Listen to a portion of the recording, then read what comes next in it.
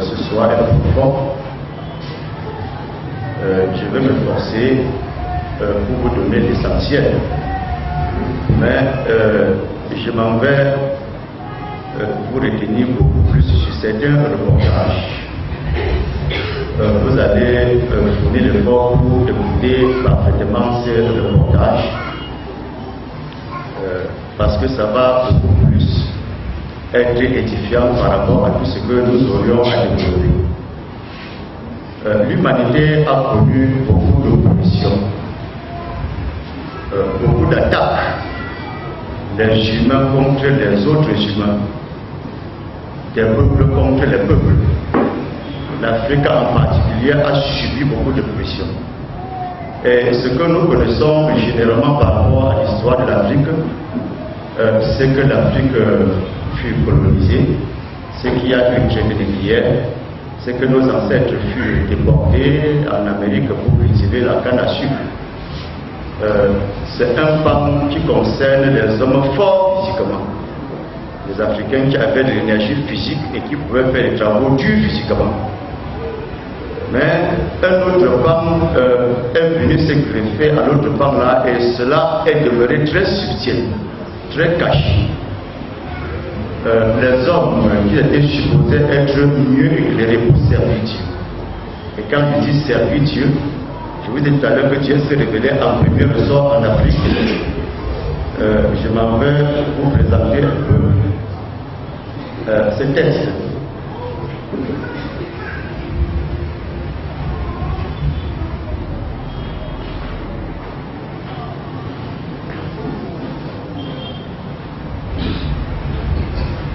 Je ne sais pas si c'est très bien lisible.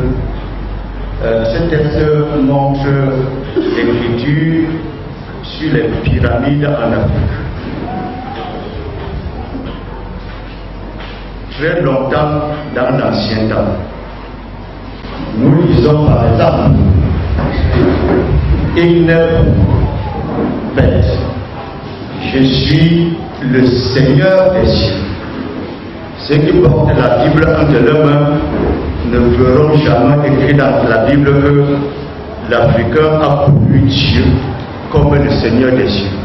On vous dit que l'Africain a connu les idoles, les dieux, et pourtant avant qu'Abraham n'arrive, c'était gravé il y a de cela longtemps. Je dis bien avant le déluge, les Africains servaient Dieu qui se révélait à eux comme le Seigneur des cieux.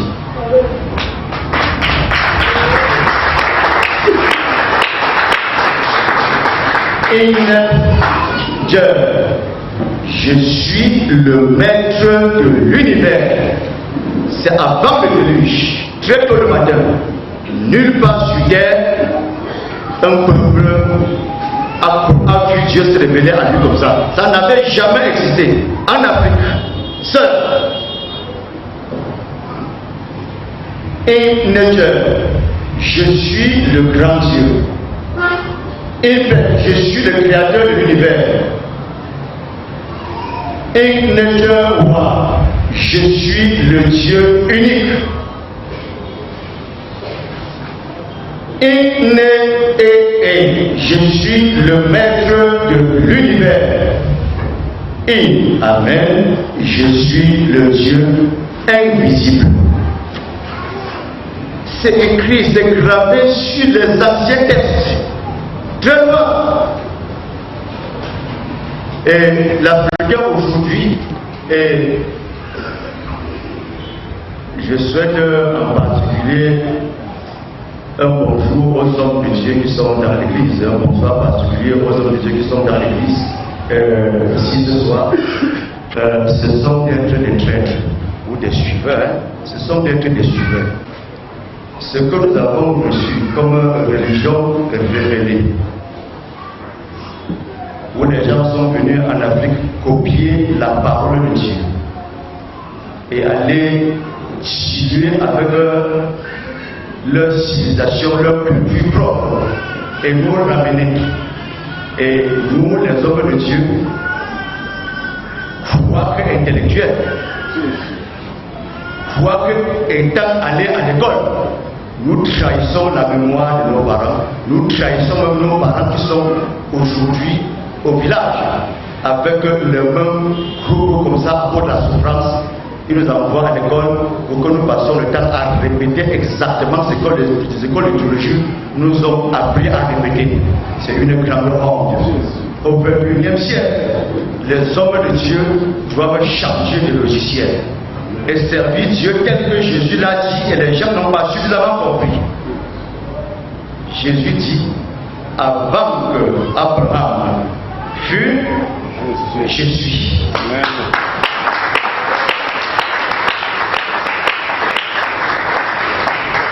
Les théologiens les plus lointains connaissent ce que ça veut dire.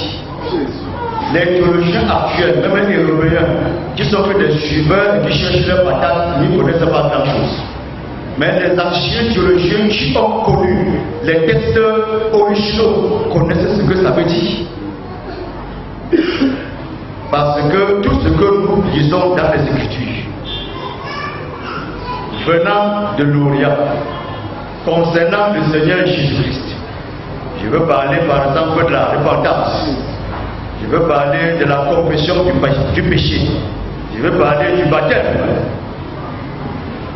je veux parler du jugement dernier, je veux parler de la colère de Dieu à venir, ou de la vie éternelle, ou bien même de la célébration eucharistique, c'est-à-dire la Sainte Seine. Tous ces éléments précieux d'une grande hauteur spirituelle ont été connus et vivés par nos anciens parents longtemps, même déjà avant le déluge.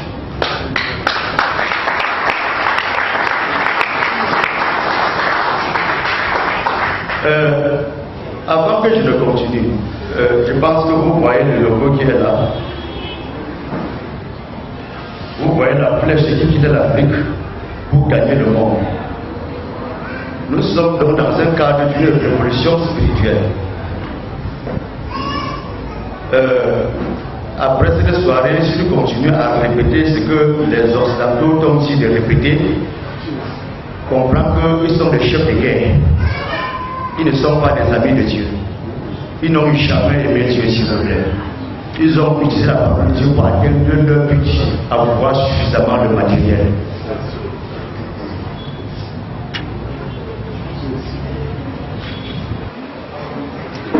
Et les éléments que nous vous montrons, vous pourriez vous-même faire suffisamment de recherches et avoir une idée sur le bien problème. Je disais donc tantôt que l'Afrique a été vidée des hommes forts. Mais il y a un autre bas qui était resté caché. Les hommes forts spirituellement, les femmes fortes spirituellement, les véritables Amazones, les véritables futurs Amazones d'Afrique, ou les véritables héros de la foi d'Arthur ont été arrêtés net sur leur marche. Ça, le colon est arrivé hier en Afrique. Ça ne fait relativement que 200 ans seulement. Pour une humanité que la Bible relate, c'est environ 6 000. Et quels 6 000, on pourra encore même questionner ça et aller en profondeur. Et qu'est-ce que le colon est venu faire? Le colon est venu, ça fait 200 ans seulement. Parce que quand les gens ouvrent la Bible et ils sont des illettrés, ils tournent autour de ça. C'est comme si on les a attachés. Comme des chèvres qu'on attache. L'Africain qui lit un peu la Bible, on lui va dire c'est écrit où dans la Bible. Nous sommes en train de vous faire comprendre. D'ailleurs, j'ai envie de vous donner la définition maintenant plus authentique de la Bible. Je vous ai dit, la Bible est une bibliothèque, je l'ai dit pendant les 2 conférences, on est évolutif. C'est une grande bibliothèque qui contient des livres sacrés qui s'étalent de plusieurs générations, des auteurs de plusieurs générations, ainsi de suite. Mais il est capital que nous vous donnons une définition qui vous permet de saisir quelque chose qui était caché. Bible, la Bible me dit Biblos, du moins dans leur langue là. Et Biblos venait, si vous voulez dire, un grand document qui contient des papyrus. Parce que c'est le terme papyrus là que les gens ne veulent pas prononcer. Parce que si tu pars dans ton dictionnaire, dans n'importe quel site tu cherches, tu vas te rendre compte que papyrus, de quel est venu le mot papier, c'est les feuilles de certains arbres spécifiques où les Africains écrivaient, gravaient les écritures. Et d'autres sites plus rusés vont dire seulement graver les écritures. Mais quelle écriture? L'écriture là contenait quoi? Regardez-nous ici, s'il vous plaît. Oui. Regardez-nous ici. L'écriture là contenait quoi? L'écriture là disait quoi? Ça. Nous ne sommes plus des illettrés aujourd'hui. Et d'ailleurs, il y aura une phase de réponse, de questions-réponses. Quand on dit papyrus, les papiers là, qu'est-ce qui était écrit dessus? Parce que c'est ça l'essentiel. Si le mot Bible, qui est l'ensemble des papyrus, a été traduit comme un livre sacré, c'est parce qu'effectivement, sur le papyrus là, ils étaient gravés le Medu Nature, c'est-à-dire la parole de Dieu. Ces rusés-là, nous savent très bien, ils connaissaient très bien cela. Donc, par conséquent, l'origine Bible, ce sont nos parents qui ont regroupé, on appelle ça Bible, ça veut dire que ça contient un lot de papyrus, et les papyrus ça contenait quoi? Les écrits de quoi? C'est tout, il faut les écrits de quoi? Demandez aux maîtres penseurs modernes que les papyrus, qu'est-ce qui était gravé dessus? Les écritures profanes ou bien les écritures saintes? Très important. Et quand on a compris cela, on ne va plus demander à Dieu pourquoi l'Afrique souffre. L'Afrique souffre parce que les Africains ont laissé qu'on mette leur tête dans le sang. Et je n'ai pas besoin d'expliquer une fois de plus pour que vous compreniez comment on met la tête de quelqu'un dans le sang. Ça veut dire qu'on t'amène à faire allégeance à des esprits qui sont ailleurs et non à l'esprit de Dieu véritable. Avant de passer dans la première vidéo, je disais, et c'est très important, il faut que je commence par là, l'Européen est venu cibler en Afrique les véritables futurs héros de la foi, qu'ils soient des hommes ou des femmes. Ils sont venus, après avoir collecté dans les écrits saints, mélangés avec leur propre culture, venir évangéliser l'Afrique. Et quand on parle suffisamment de Dieu quelque part, des gens qui ont des prédispositions naturelles pour écouter et aimer Dieu plus que les autres vont automatiquement s'avancer plus que les autres. Écoutez-moi très bien, parce que c'est par là que ça commence, que ça a commencé. Quand ils sont venus, ils ont parlé, évangéliser l'Afrique. Et dans cette évangélisation, ceux qui étaient prédisposés pour remplacer les prêtres qui étaient dans le temple, ou des Amazones d'Afrique qui étaient prédisposés à écouter finalement la voix de Dieu, s'étaient positionnés comme des personnes qui veulent véritablement être consacrées pour Dieu. Et qu'est-ce qu'on a fait? On les a dit, la vocation que vous avez là, il faut véritablement que vous soyez formés pour être des prêtres, que vous soyez formés pour être des religieuses. Voilà, ça commence. Apparemment, c'est très léger, c'est très naïf, mais c'est très subtil également.